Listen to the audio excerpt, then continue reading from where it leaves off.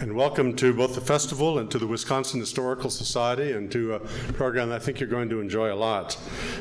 My name is Ellsworth Brown. I'm the director, the Ruth and Hartley Barker Director of the Wisconsin Historical Society, and I'm pleased to welcome all of you here, special guests in the front row especially, but we're glad that you all came, and I'm looking forward to the program, as I'm sure you are too. Thank you for coming.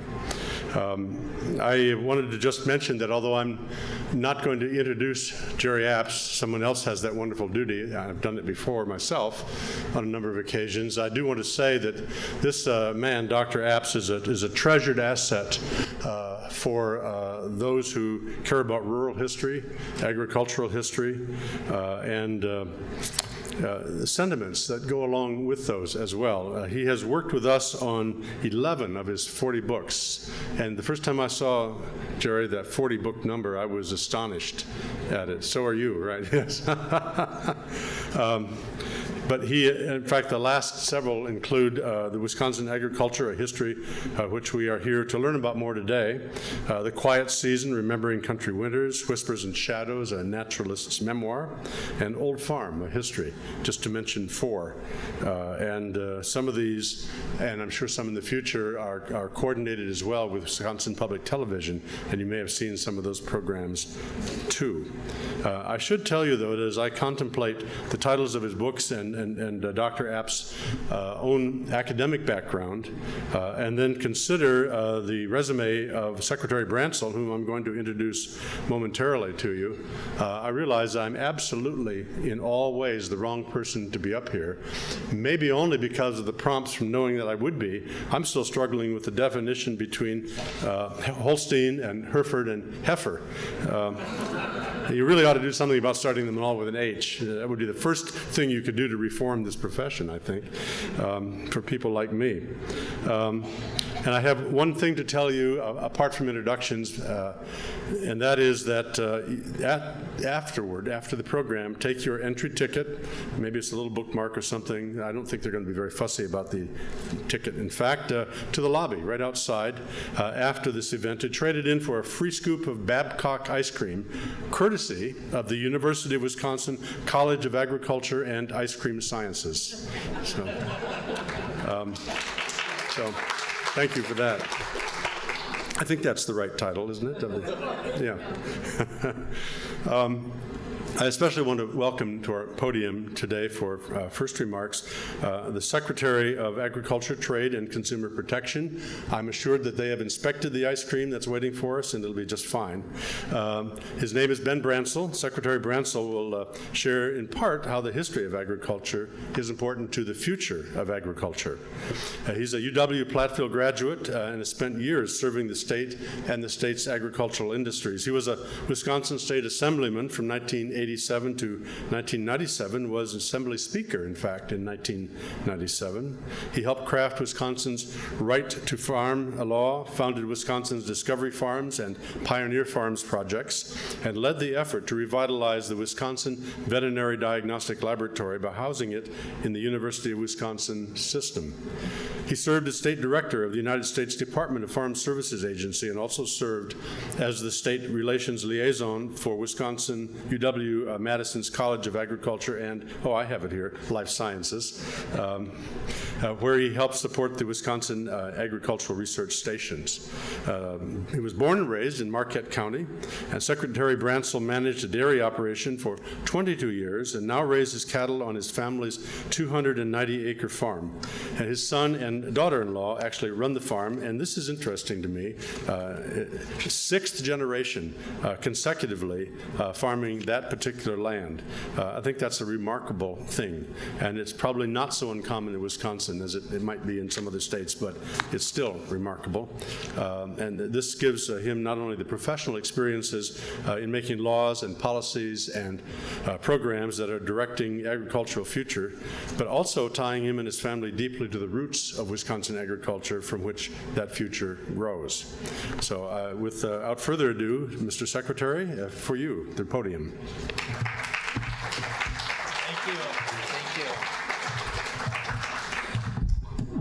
Thank you. What a great day. Only 40, Jerry? Now, I was informed earlier today that there is a lot of material.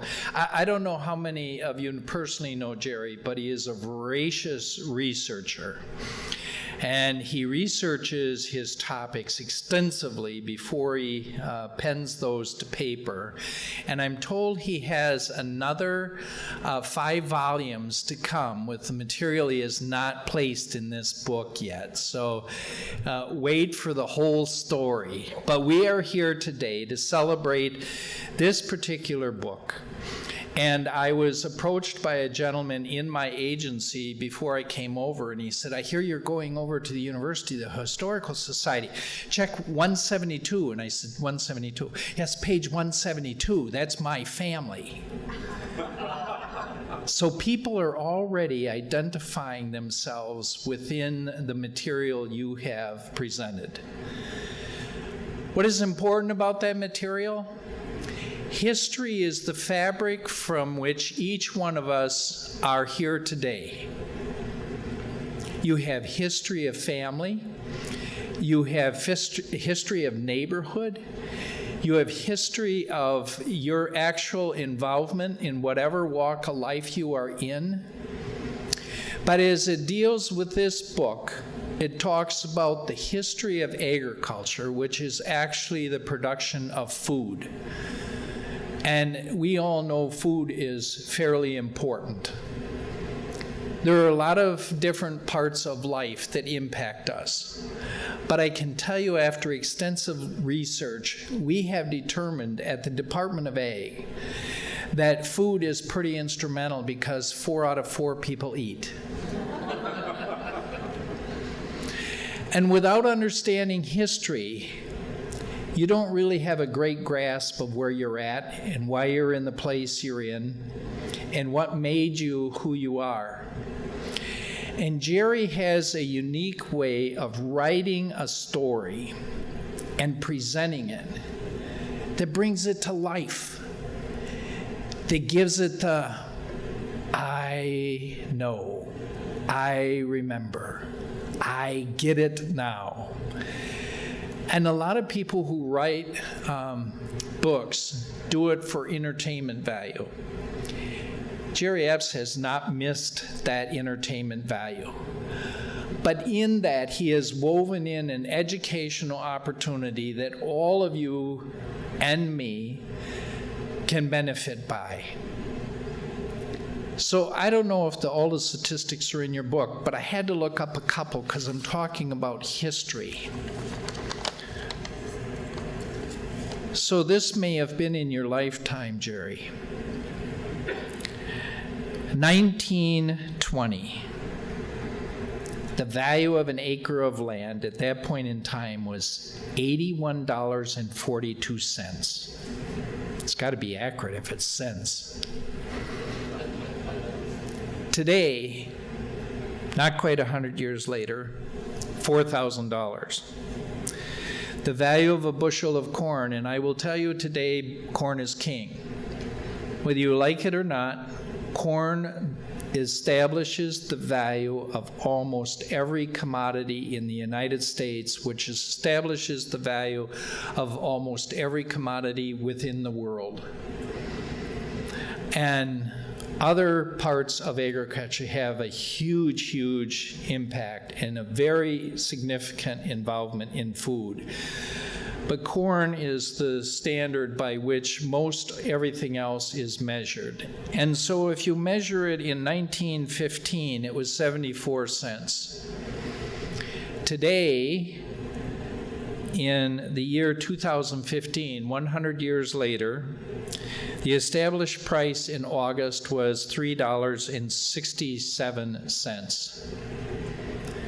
So I want you to think about the value, the interest rate, the inflation rates, and what was happening in all of our activities of life. Automobiles, homes, lands, roadways for building, everything you can think of. And then you go back to this commodity of corn, and you have a value of 74 cents, and it is now 367 cents. What that tells you is, in our history in the state of Wisconsin, we have made food cheaper and cheaper and cheaper for the public relative to the amount of money available to spend on food. And Jerry catches the different commodities, the different histories, the fads that came and went, what is going on today that will be our future of tomorrow, and why we are what we are. Without speaking too long and stealing all of Jerry's remarks, all I can tell you is, Jerry, you have brought history to life. You have made history a relevant part in our thinking, our education, and our need to know.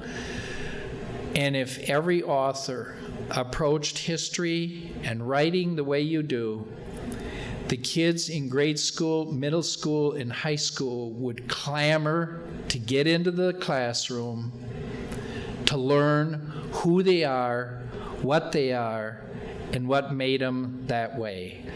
Congratulations on this book, Jerry Epps.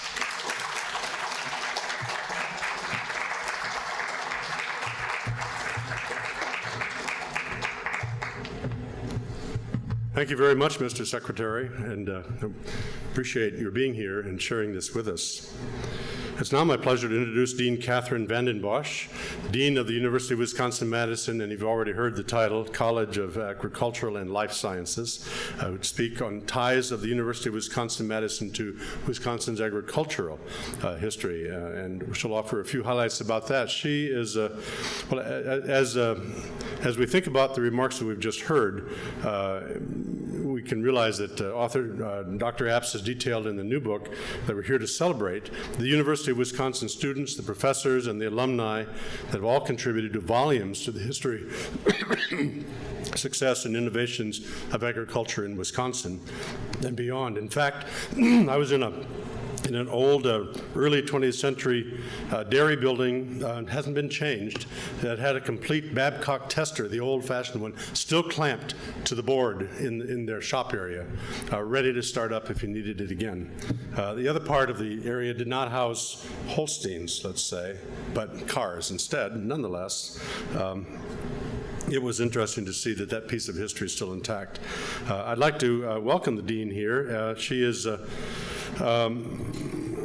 person who is heading the college where Speaker Jerry Epps studied and once taught and is now a professor emeritus.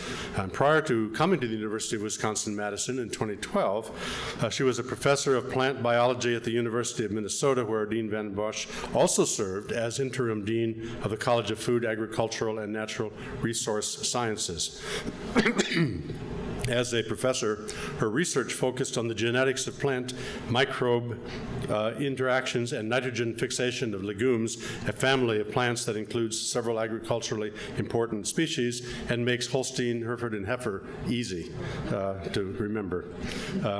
She holds MS and PhD degrees in botany from the University of Massachusetts Amherst and spent time at both UW-Madison and the Johns Innes Institute in Great Britain as a postdoctoral associate. So please welcome me and join me in welcoming Dean Vanden Bosch.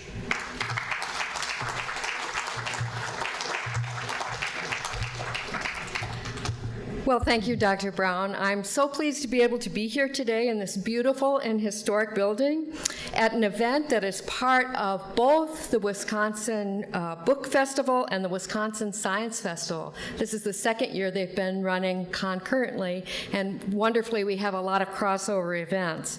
There are a couple of my favorite events this year because they each foster our curiosity and provide an educational platform for all of us in the community to explore concepts and issues and our history. This afternoon's program provides a chance to explore a topic that's near and dear to my heart, the history of Wisconsin agriculture. Last year in 2014, we spent all of the year celebrating 125 years of the College of Agricultural and Life Sciences, and it's wonderful to see so much of that represented here. Chapter 8 of Jerry's book, in fact, is called Educating Farmers, and it includes many ways Wisconsin farmers shared information amongst themselves in a cooperative education model built on local agricultural societies and fairs. And he also talks about the influence of the farm press, many of whom are still in circulation, still active today. And of course, I was particularly struck by the quote that Jerry included from the university president, John Bascom, to the first dean of the college, my predecessor, William A. Henry. Bascom told him that he was to, 1, give instruction in botany, which I think is a good idea, being a botanist. 2, to superintend farm experiments and improvements. 3, to attend in the winter months local meetings of farmers. And 4, to build an agricultural department, which later became the college. I'm really grateful for the foundation that was laid by President Bascom and Dean Henry. The world has changed a lot since 1880 when Henry was hired, but these duties remain relevant today and remain part of what we do. My colleagues in the College of Agricultural and Life Sciences here at UW-Madison take our partnership with the state and its farmers and its citizens very seriously. We heard a little bit about Babcock's buttermilk fat test too. More recently, we've had many breakthroughs in crop breeding and animal genetics and nutrient management in many more areas. We still rely on farmers to help us identify challenges for our research efforts and to support on-farm research.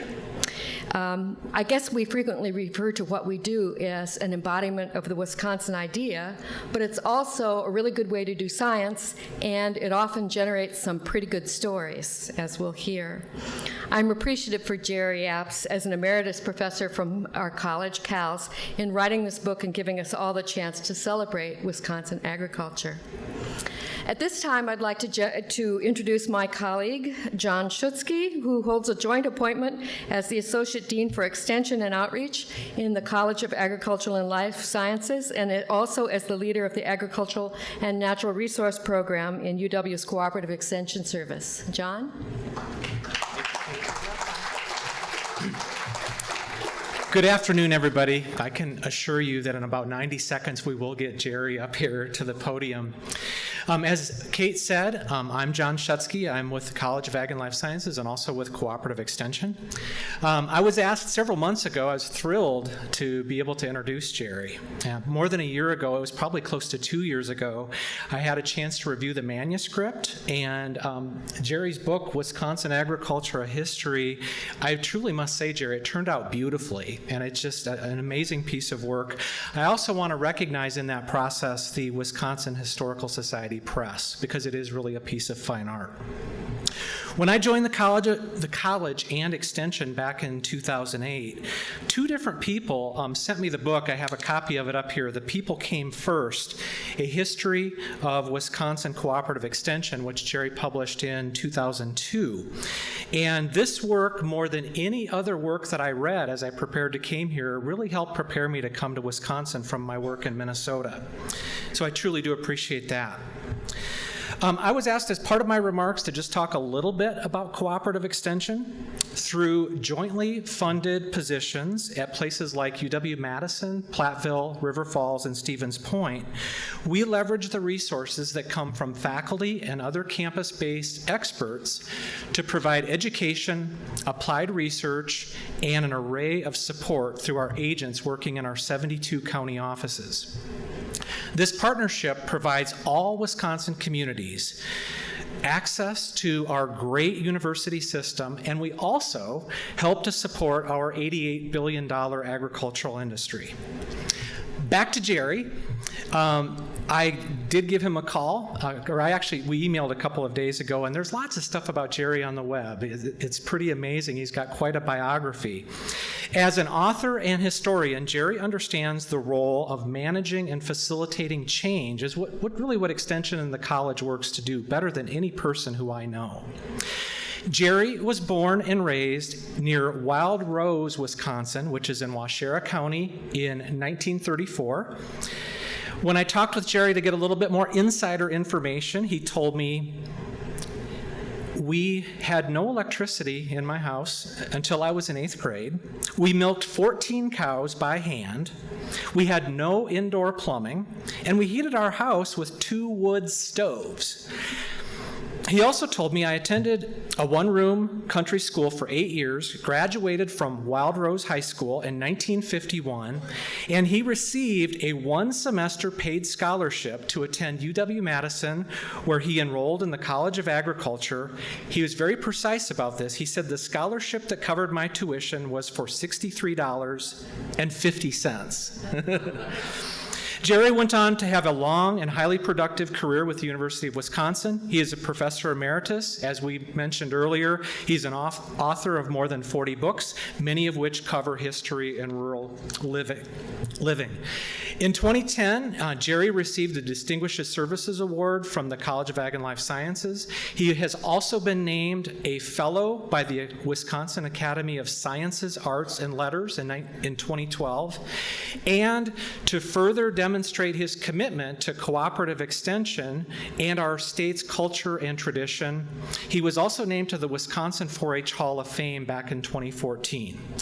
I must say, in conclusion, before I welcome Jerry up to the podium, Jerry understands more than any person in the world the forces that shaped Wisconsin agriculture over many millennia. And he's helped the industry that we all serve to become one today that enhances our economy, our families, our culture, and our communities.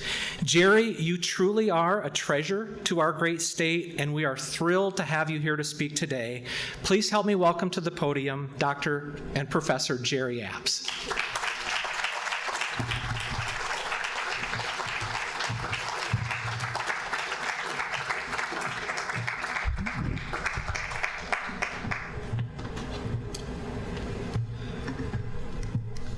Thank you so very much for those kind words. It's beginning to sound like a funeral.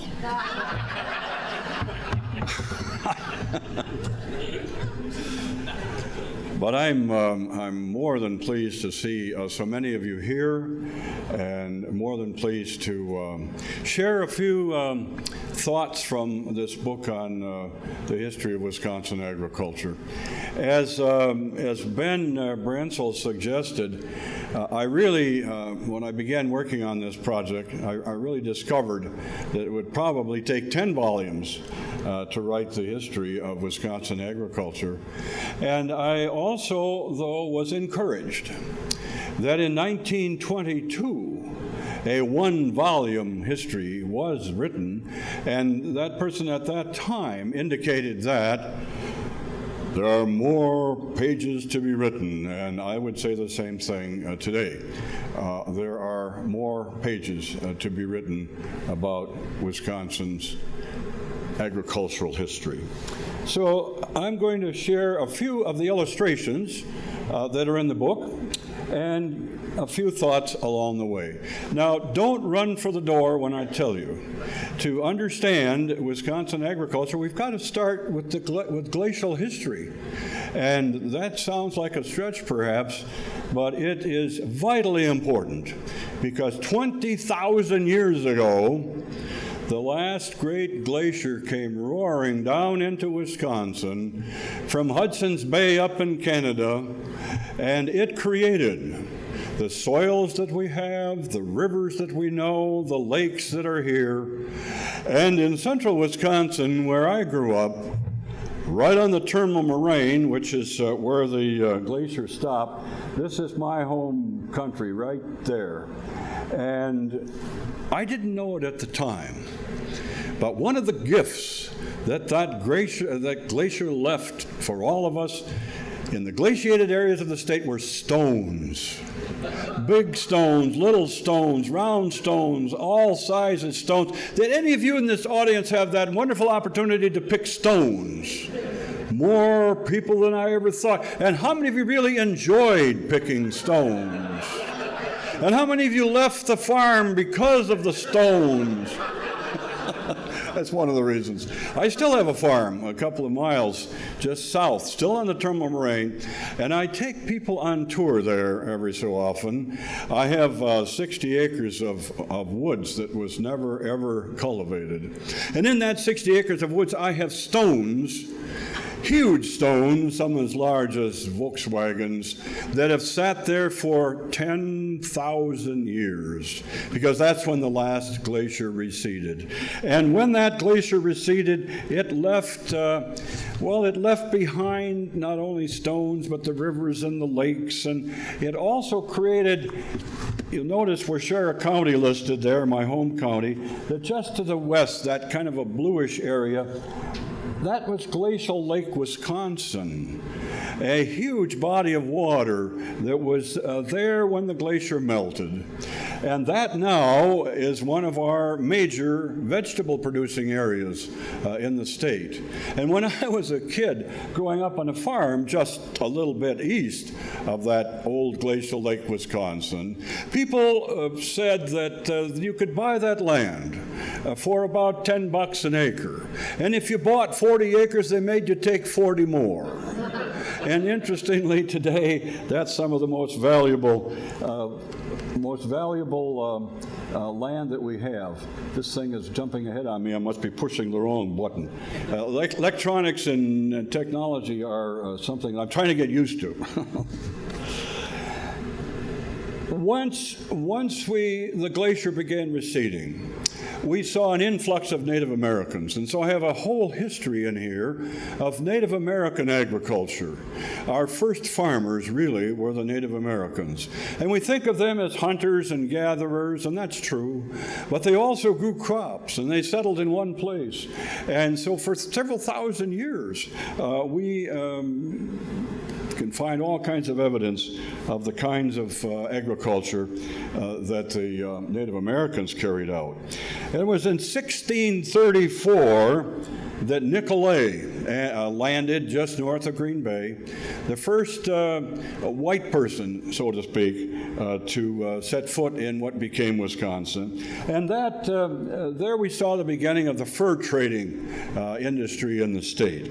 And that went on for probably a couple hundred years, and there wasn't a whole lot of farming. These French traders, they weren't that much interested in farming. They were interested in furs and selling them in Europe. And then we saw the development of Prairie du Chien in Green Bay, the oldest city in the state, and Prairie du Chien, the second oldest. And a fascinating thing that one learns from these fur traders is that the Fox River and the Wisconsin River with the Portage, where now the city of Portage is, that became the superhighway of the day. And so that saw the development of these two cities. By the 1820s, the lead miners began coming into southwestern Wisconsin, Platteville and Dodgeville and Mineral Point and those places. And here we see a picture of some lead miners who'd come up the Mississippi River in the 1820s. Many of them, once the lead mines died, they continued to farm, and we can find all kinds of relatives of the early lead miners in southwestern Wisconsin. I find this map absolutely fascinating because the Native Americans had a whole different idea of land use. Their idea was not to own it, but that it belonged to everyone. And of course, when the U.S. government began negotiating treaties with the Indians, immediately the land was surveyed so that it could be sold. $1.25 an acre. And this is the map of the Wisconsin Territory. We became a territory in 1836. In 1838, and notice still that the Fox Wisconsin River still defines pretty much what was Wisconsin. That southeastern part was surveyed by 1838, and that's where the early settlements were. And one of the things that Wisconsin, because we're a little bit off the beaten track, we're a little bit north and we're not on the main drag, so to speak, from east to west, Wisconsin put together what's called the Immigrant's Handbook. in 1851. And the idea of the Immigrant's Handbook was to bring into Wisconsin settlers. And it was very effective. But prior, and this is an important point in our history, prior to the immigrants coming in large numbers, we saw Yankees, folks from New England, and primarily from upstate New York, coming into Wisconsin. And these people, most of them were farmers, had been dairy farmers in New York, and they came here not to raise cows, but to grow wheat. And that's a very important point to keep in mind as I go along. So we've got the New Yorkers here, and now the immigrants, Germans first, then Norwegians, and by 1900, the Irish were third, and after 1900, the Poles. By the way, I always check, how many of you in the audience are of German background? And how many of Norwegian background? And how many of Irish background? And how many don't want me to know what your background? Well, by the 1890s, when Wisconsin, southern Wisconsin, from a line about from Green Bay, somewhere between Eau Claire and La Crosse today, south was wheat, the north was logging. And by the 1890s, we had logging camps all across the north. And how would you like to work in a camp like that? That's a great picture. It looks like, and it was, terrifically hard, dangerous work, and they cut everything. And the North became known as the Great Cutover. Later, much of it became important in agriculture. And some of the early settlers, they lived a difficult life. And notice here we have the father with his team of oxen and the mother. To do it a little bit up close here, people think oxen are just enormous beasts. These are the poorest looking specimens of motive power you could ever find. And notice there must have been a sale on one kind of dress material, because the whole family has the same kind of a dress.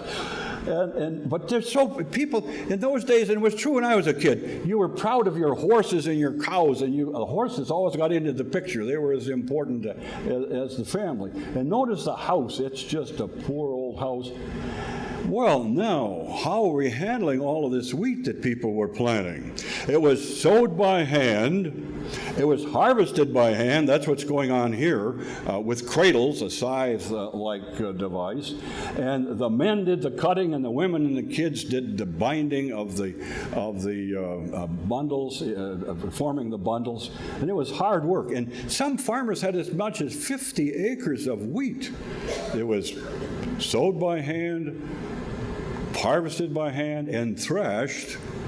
And now a little aside, I've written a book on the barns of Wisconsin, and one of our earliest barn types was a 3-bay threshing barn, which meant it had 3 sections, and it was a barn designed to house and provide a place for the threshing of wheat. Wheat was stored on either end of that barn, and in the middle was the threshing floor. And when I was still a kid, that's what we called that center part of our old barn, was the threshing floor. And one interesting little aside, the wheat was thrashed by wheeling on it with a flail or having an old oxen walk across it. And there were big doors on either side of that 3-bay thrashing barn. And the doors, when they were open, a breeze could blow through. So that when the chaff was tossed up into the air, it was blown away.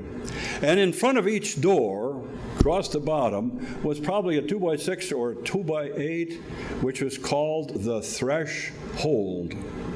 And when you go home tonight and you open your front door and you cross the threshold, now you know where that word came from.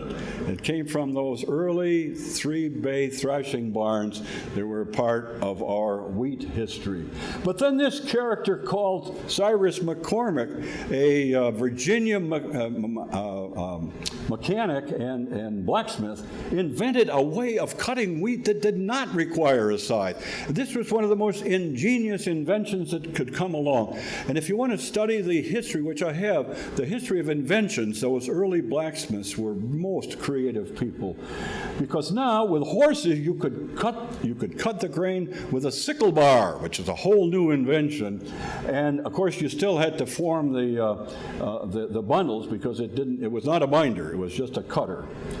Well, now we're going to move forward to about right after the Civil War. By the way, in 1861, we were number 2 in the production of wheat in the United States. A lot of people don't know that. And you fly over southern Wisconsin, and you see all those little ponds, little mill ponds. And that's because of our wheat industry, because we, farmers and businessmen, found it more profitable to grind the wheat into flour rather than to ship the wheat kernels. So there was a lot of flour made in Wisconsin. And each one of those little mill ponds provided water power for a mill. But then by the 1870s, wheat growing began to fail. And Wisconsin farmers were looking all over the place. What are we going to do? This was a wonderful money-making activity. Farmers enjoyed it. They knew how to do it. They now had the equipment for doing it. And then disease came in, insects came in, and of course, if you plant the same crop on the same field year after year without fertilization, they didn't know about that, then you're going to have reduced yields. So the yields went way down. They started doing other things. Hops. We had, by the 1870s, a tremendous beer industry in this state. We still do. And beer requires, besides good water, and we had a lot of that, hops and barley. And so we grew hops. Did we ever grow hops? We became the leading hop growing state in the nation. And then that failed as well by the time we got toward the late 1880s. And now we move along to tobacco, another alternative crop that was prominent in western and southwestern Wisconsin. And potatoes. My gosh, in central Wisconsin, on the central sands where I grew up, potatoes became a wonderfully important alternative crop to wheat. And a quick personal story. When I was a kid back in the 30s and 40s, I'm an old guy, we still planted 20 acres of potatoes by hand with a hand potato planter. We hoed them by hand. If there was nothing else to do, Pa said, you can hoe the potatoes. And we had 20 acres, and we hoed, and we hoed, and we hoed. And when it was time to harvest the potatoes, the one-room country school that I attended had a 2-week potato vacation. So all of the kids could pick potatoes. And can you imagine in that whole area around western Waushara County, every little kid was picking potatoes. And my dad paid me. Most kids didn't get paid. I got paid a penny a bushel. If you hustled right along, you could pick 100 bushels, which would mean $1. And I, after several years of that, earned enough money to buy my first .22 rifle. So potatoes were very important. They still are to that part of the world. And I need to get back and show you something that I'll bet you didn't know, that we were, by 1915-17, the second most important producer of industrial hemp in this country. Kentucky was first. Hemp gets a bad rap. Everybody thinks it's marijuana. Well, it's a relative, but you'd have to smoke a carload of it to get what you'd get out of a glass of beer. Industrial hemp is a wonderful crop. You can make rope from it. You can make clothing from it. It's just a really good fiber. So we had a lot of it all across southern Wisconsin. We grew a lot of hemp, especially 2 wars, the First and Second World Wars. The navies demanded a lot of rope, and hemp made wonderful rope. Also, by this time, of course, we had grain binders, and the binders required binding twine, and hemp made good binding twine. We also now begin to see diversified farming. Isn't this a wonderful looking farm? There's sheep and there's cattle, and well, I don't know that you'd like to work on that farm, but that's an example of diversified farming where there are several different enterprises going on. I love this picture because by the 1870s, we are beginning to see the transition from wheat growing to dairy farming. And these wheat growing farmers, these macho men, wanted nothing whatever to do with cattle. Those stinking cows, that's women's work. They should milk them, they should feed them, they should make the cheese in the kitchen and the butter in the kitchen, and that's exactly what was going on. And here, this woman just does like her cow. They get along just fine, apparently. The New Yorkers now come back into the picture. And most of you know about William Dempster Hord. William Dempster Hord came from New York. He, along with Hiram Smith, there's a building on the campus named after Hiram Smith. Hord came to his neighbors and said, "Look, I know a way for you to make a living in this state on the farm, and it's not wheat, it's dairy cows." Yeah, right, dairy cows, stinking dairy cows. It took the better part of 30 years for Wisconsin farmers, men especially, to work their minds around the idea that it was appropriate for men to have something to do with cattle. It was a gender issue. I think I'm probably the first person, at least I haven't seen anybody else talk about it as a gender issue, but it was that, in my judgment. It just took a while for men to get their minds wrapped around it. Hord said things like this. He traveled all over the state. He started Hord's Dairyman magazine, which is still in existence. He said something like this. He said, "Queen Cow is forever going to take the place of King Wheat." That was before King Corn. And so now the men, they weren't going to deal with the kitchens. They began building cheese factories. And so we have an influx of cheese factories all around the state. Why cheese factories? Why not just sell the milk straight away?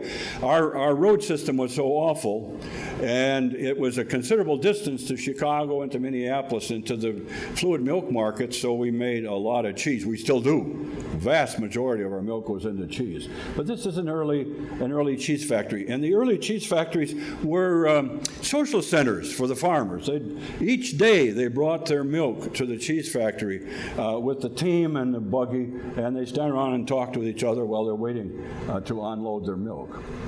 And now we've got a magnificent building going up on the University of Wisconsin campus, the UW Dairy Barn, which was built in 1898, and somewhere here I've got the what it cost. It was one of those interesting, well, here, it cost in 1898 $16,000, Dean, $16,000 to build that building.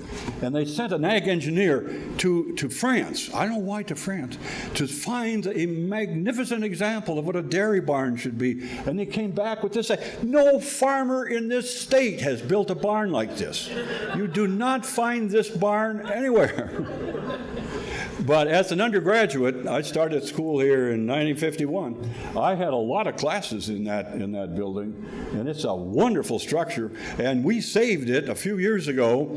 It was doomed to be torn down for Campus Drive, and a bunch of us stood up and said, "Hey, that's a part of this state's history that we must save," and we did. I'm going to say some more about that silo in a little bit. And so the University of Wisconsin had a lot to do with the promotion and the support of agriculture. The university first opened in 1848. It became a land-grant institution in 1866. 1862 was the passage of the land-grant legislation. And this is a little aside.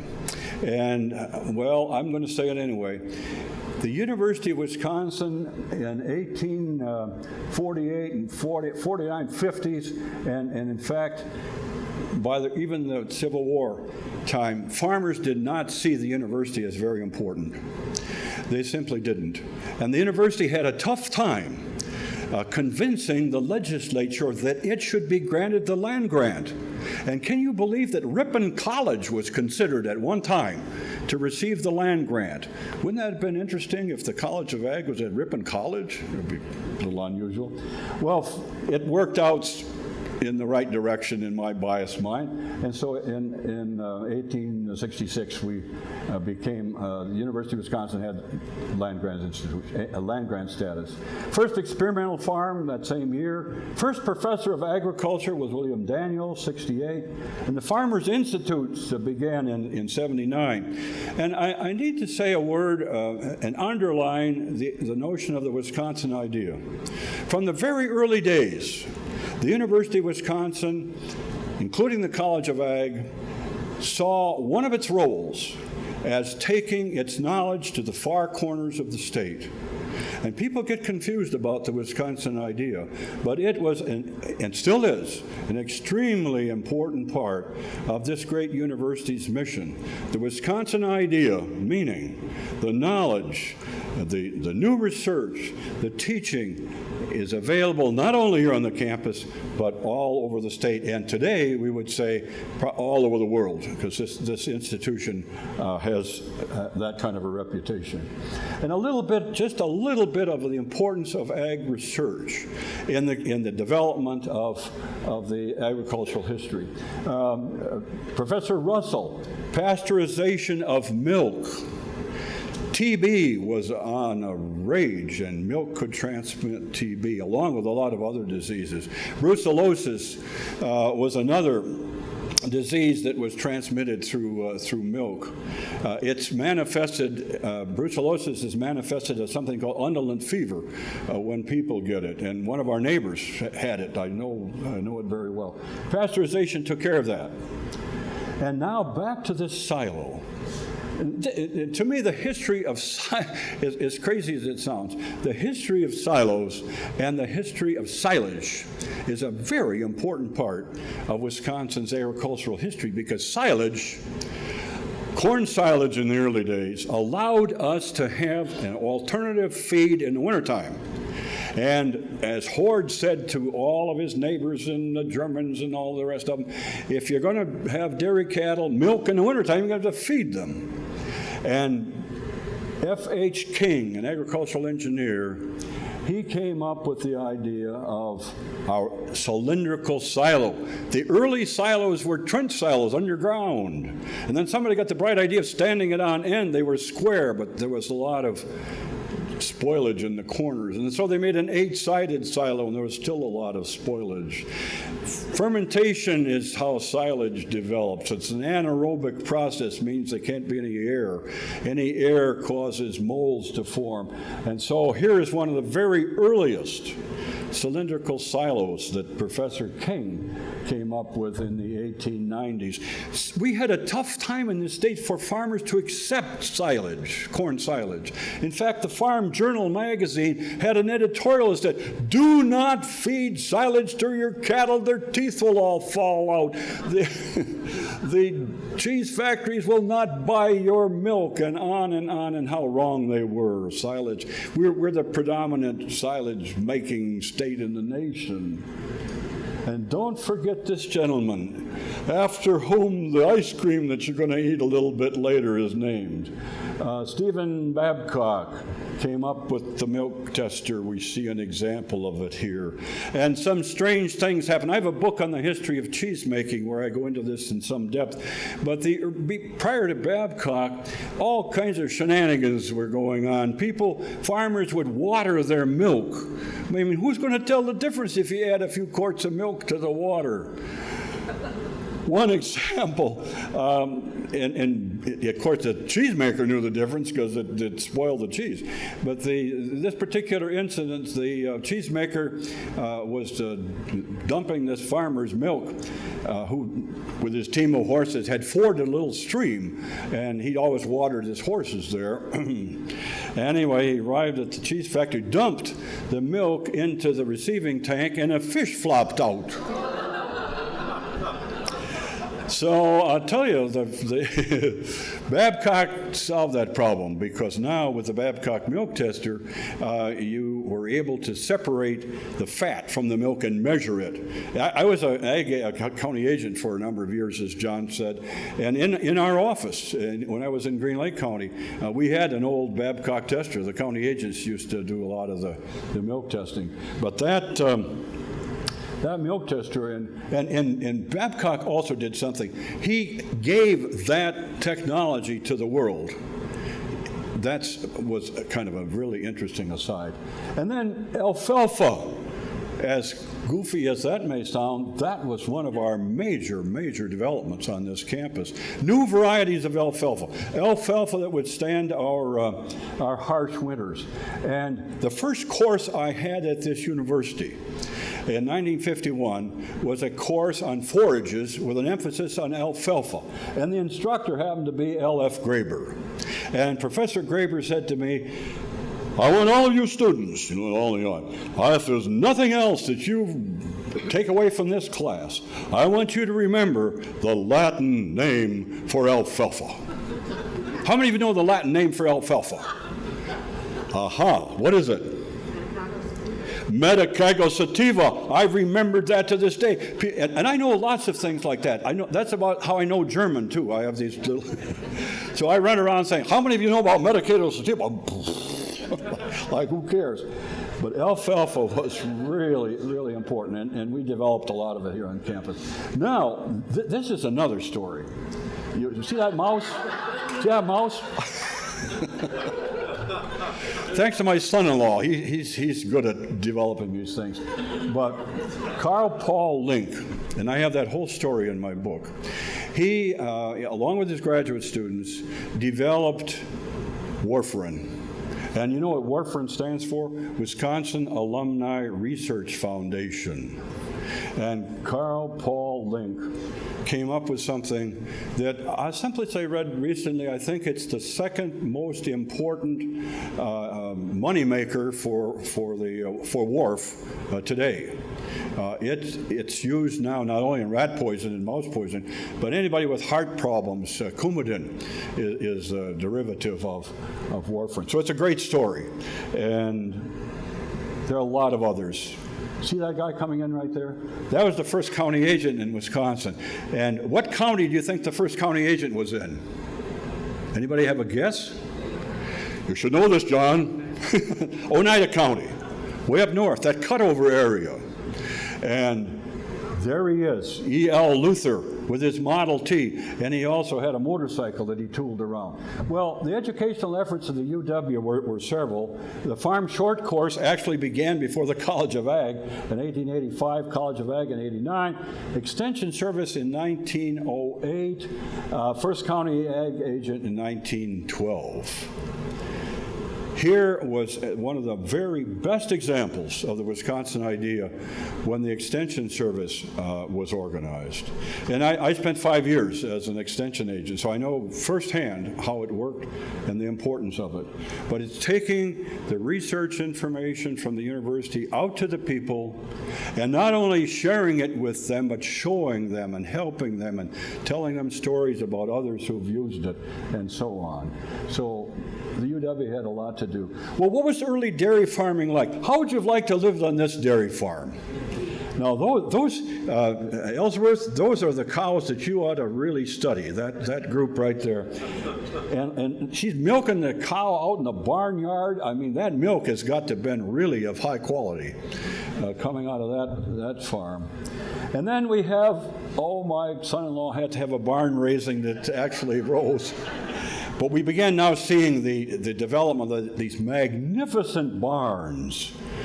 Some 250,000 of these barns. I have a book just on barns of Wisconsin. And OSHA would have been so pleased to see this picture, because this is the day of the barn raising. Any of you attend a barn raising? I did when I was a kid. And a barn raising was a wonderful social event for the community. Not only was it a way for the farmer to celebrate the putting together of all of the pieces of his barn, but it also brought all the women came and they had lots to eat, and it was one of many social events agriculture and rural communities had all kinds of these social events, and the barn raising was one of them. And we had a lot of round barns. Vernon County, Wisconsin, Viroqua, Westby, that part of the state, for many years, and I think it's still true, was the leading county in the nation in the number of round barns. And I have a whole story about round barns in the book that you can read about. How many of you rake cranberries by hand? Let's check that. The first job I had when I graduated from the University of Wisconsin, there was Korean War, and I was supposed to go into the Army, and so nobody would hire me, so I raked cranberries, and that's exactly how we did it. And the cranberry industry started in this state in the 1860s in my home county, Waushara. And then it moved over to Wood County, Wisconsin Rapids, and then it's over many, many counties in the state now. We're the premier producer of cranberries in the nation. Raking cranberries was the most miserable job in the world, let the truth be known. And the fellow at the lead set the pace. We all worked in a Congo line, and we'd like to drown him. We're working in water up to our knees in October and early November, raking cranberries by hand. That's how it's done today. Whole lot easier. And then we are a major producer of canning peas, and we have been for a very long time. And it's the canning industry started in a kitchen in a hotel in Manitowoc. And I have that story in the book as well. And we had truck farming. That doesn't look like much of a truck, but that's what it was in the early days when farmers in Racine County, Kenosha County, loaded up their produce and took it to the grocery stores in that area. And these are tomatoes that they're hauling. Now we come back to the Central Sands, that area that I mentioned before, which was Old Glacial Lake, Wisconsin. And with the Second World War and the development of aluminum, we also saw the development of irrigation, because now the irrigation pipes could be lighter, and the technology of using irrigation became more widely known. The experiment station up at Hancock did a lot of work with irrigation. It still does. And so this is it's also very controversial, by the way, getting more so, because water, I've just finished writing a book about water, come out in a year or so, is going to be one of our big issues. There's no question about it. And here we have what? Where are our ginseng lovers? This is ginseng, and we're a major producer of ginseng. And we also are a major producer of mink pelts. And fur farming is a part of Wisconsin agriculture that many people are not so much aware of. And cherry production up in Door County. I had a chance to interview and spend a half a day with a cherry grower right at harvest time. And I can remember when I was younger, we used to pick cherries by hand. Now there's a big machine that comes along, grabs hold of the tree, shakes the bejeebers out of it, the cherries fall off, and they roll into a water tank, and they go on to the next tree, and they don't spend more than 10, 15 seconds at a tree. And I don't know how the tree's like that, but it sure gets the work done in a hurry. And would you believe that one of the emerging agricultural pursuits in this state happens to be grape growing and wine making? In a lot of the areas that grew tobacco, especially over in Vernon County, they are transitioning from tobacco to grapes. And we have wineries everywhere as you travel around this state. And the university is doing a lot of experimentation with grape growing, and especially grapes that can stand some of our winters. A lot of problems with grapes making it through the winter. And maple syrup is still a part of what we do, and a very important part. And I had to throw this in, but this is my home farm. This is where I grew up. And I was born in that room right there. And I spent many hours right in there milking these 14 cows. And that silo, I was scared to death to crawl up to the top of that silo. My brother was the one who did that. And there's the old chicken house, and there's the granary, and there's the tractor shed, and there was another shed back here, and there was the brooder house. And anyway, that's the home farm. In the 1930s, I'm working on a book on the Civilian Conservation Corps and their contributions, especially to soil conservation, the development of parks and all that sort of thing. And they were instrumental in working with the Soil Conservation Service, which had just emerged as a separate entity in the 1930s. And we saw strip cropping and terracing and all that sort of thing, especially in the hill country over in the Driftless area, where farmers had been plowing up and down the hill and losing all kinds of soil to erosion. So that became an important part. And the university had a lot to do with that during the 30s. And then one of the dumbest things in the world is that we got in such a row over oleomargarine in this state. I mean, we were just beside ourselves with oleomargarine and how dreadful it was. And we had the oleo wars, they were called. And people were making, the whole thing was that you couldn't buy colored oleo. You could buy white oleo, and you had to mix it up with some coloring. Some of you will remember that. So what did people do? They snuck down into Illinois and over into Iowa and Minnesota, and they brought back illegal yellow oleomargarine, colored oleomargarine. And that went on for a long time. And one of I don't have this in the book because I can't really verify it, but it's a wonderful story. I'm going to share it anyway. One of our elite legislators claimed that he, in a blindfold test, could tell the difference between oleomargarine and butter. And so they blindfolded him and they set him down in front of oleo and butter, and he tried each one. And he picked out oleo as the best, as butter. He screwed it up. Come to find out, as the story goes, he had heart problems, and his wife, without telling him, had switched oleo for butter. So it was an embarrassing moment. I have a couple of chapters that deal with agriculture today and with a little bit of where we're headed. And organic farming is becoming very important in this state. We have Organic Valley, which is one of the largest cooperatives, organic cooperatives in the country, operating out of Lafarge. We have drones. You see them in the news all the time. Drones are becoming more and more important to agriculture because they can inspect the fields without having to personally walk to inspect the crops. And we have GMOs, the genetically modified seeds, corn and soybeans in particular. And then the dairy industry obviously has not stood still. It has changed and changed dramatically. Remember that shot I shared of this guy milking his cows out in the barnyard? Well, here's a more modern day dairy barn from the outside, and that's how it looks on the inside. And we have quite a few of these in the state. One of our largest dairy herds is in Rosendale, and they have 8,000 cows. Compare that to 14 that we milked by hand when I was a kid. And we make now some 600 different kinds of cheese.